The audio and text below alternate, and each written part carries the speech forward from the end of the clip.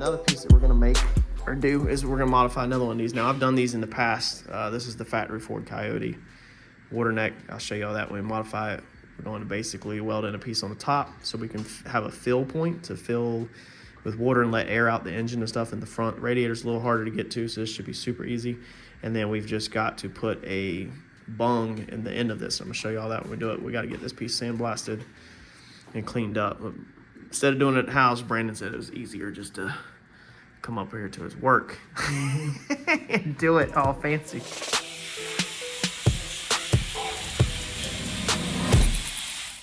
Look at that, fresh out the sandblaster. Me, I would have took an angle grinder just like y'all. It's nice to have fancy tools. Nice tools. Yeah.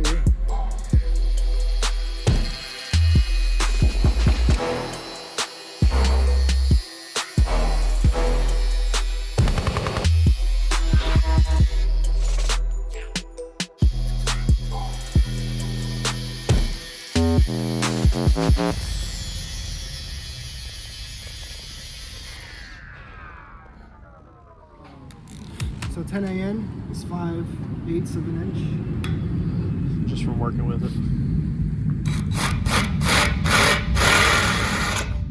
Mm-hmm. Yep.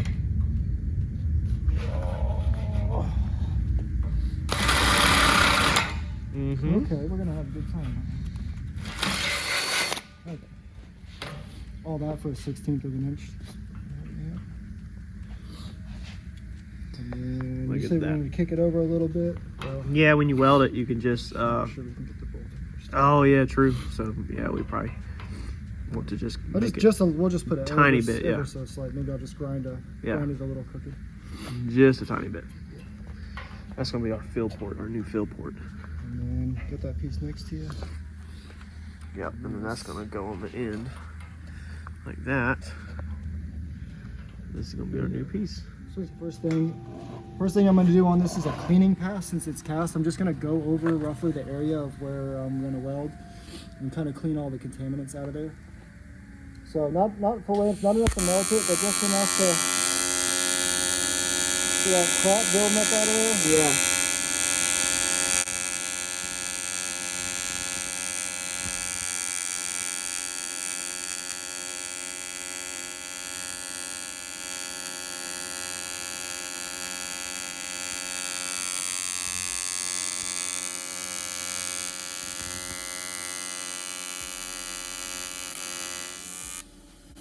That's why welding cast is so hard. So that literally just gets it like hot enough where it just kind of cooks it out. Yeah. And I'm actually going to add a layer on there so I have something good To work to. Gotcha.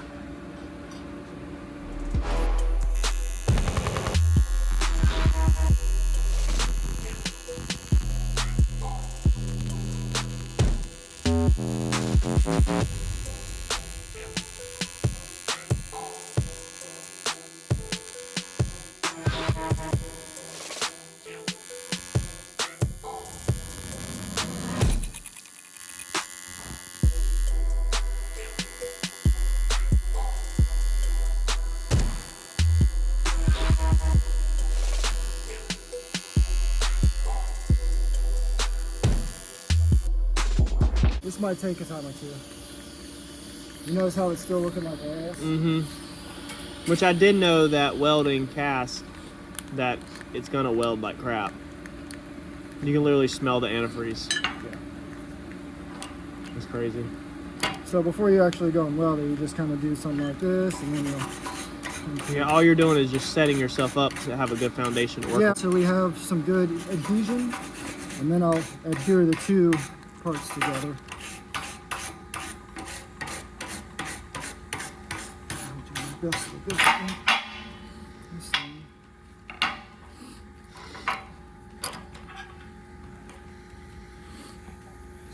It's okay there, it's okay there, it's up in here. Mm-hmm, yeah, I see that. You can see where it's like not...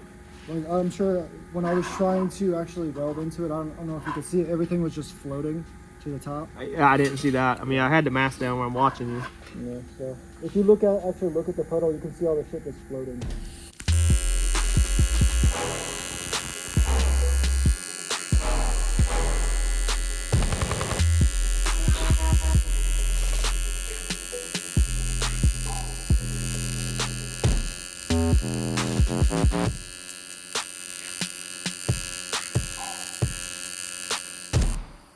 Yeah, it's literally like you can see it like almost like sitting on the top and like Yeah. just going away, like off the side.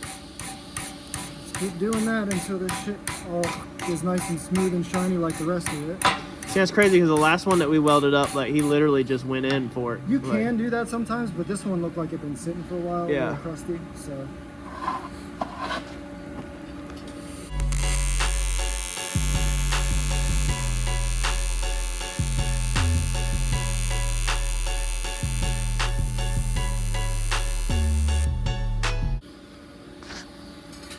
Now, piece should be good enough to weld to. Oh yeah, and then you had to kind of go wide with your puddle also because that piece is so wide. Well, yeah, I mean, I don't want to. Yeah. Actually, I'm gonna drill this out real quick again. Just yeah, so we start out with a clean one before we weld it. 'Cause I guess you could run the bit Well, all the way through. That whole thing was done too. Yeah. I'm a little weird because I don't want to mess up the seal. Like, well, Gotcha. the one that goes on there is actually smaller, barely. But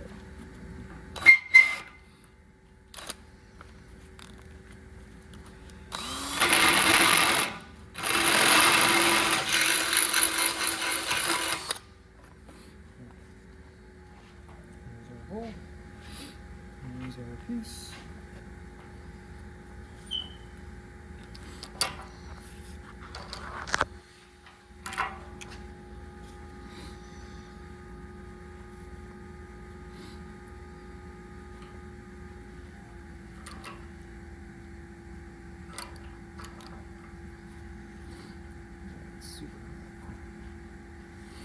Okay.